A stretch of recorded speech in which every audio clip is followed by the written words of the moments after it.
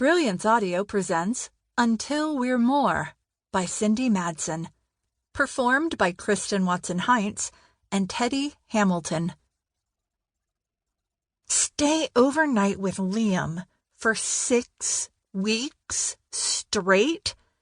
In an apartment where he'd probably walk around shirtless, smelling like that intoxicating Prada cologne I'd talked him into during a super rare trip to the mall, or all soapy fresh like right now, where he'd constantly be looking at me with the same blue eyes that were currently pinning me in place, unraveling me in the best possible way. In order to keep my goals, it wasn't just a bad idea, it was an epically bad one. But my mom was a vortex of neediness and guilt trips, one I got sucked into every time. My stepdad didn't want me there either, since he was also allergic to cats.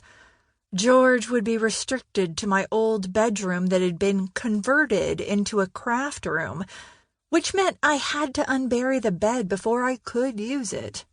Mom had also added that I'd have to deep clean the room before I left, including paying for the carpet to be professionally steamed.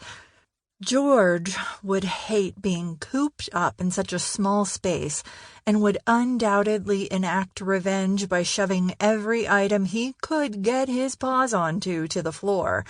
And then I'd end up replacing them, and by the end, it probably would have been cheaper to book a hotel. Plus, Liam and I would have so much fun together, and we had months to make up for. I could totally keep myself in check. Maybe get "he's my best friend" tattooed on my hand, or stomach, since it needed to be a place he'd never see. Then again, we might go swimming, so that left my boobs or my butt.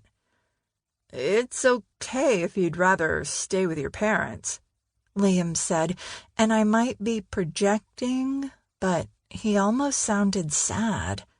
The barest hint of sadness, really, but for a guy who didn't often show emotions, it seemed huge to me. "I just thought it'd be..." "I'd rather stay with you," I said, meeting his gaze. "Like, it's not even a competition.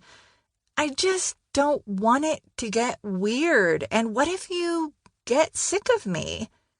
He reached out and tugged the end of my ponytail, his calloused fingertips brushing my neck and sending a cascade of goosebumps across my skin. "Chels, I've missed you like crazy. I'll never get sick of you." "But what if you get sick of George?" "I'll do my best to remember that you two are a package deal." "Okay, but I can totally pay you rent and..." "You're not paying rent." His eyebrows drew low and his frown took hold. Most people would run scared or give in. Luckily, I wasn't most people, and I'd grown immune to his scowls. "Liam, I don't need you taking care of me all the time. Like I said, I've changed." "I'm always going to take care of you. That's never going to change. So get used to it."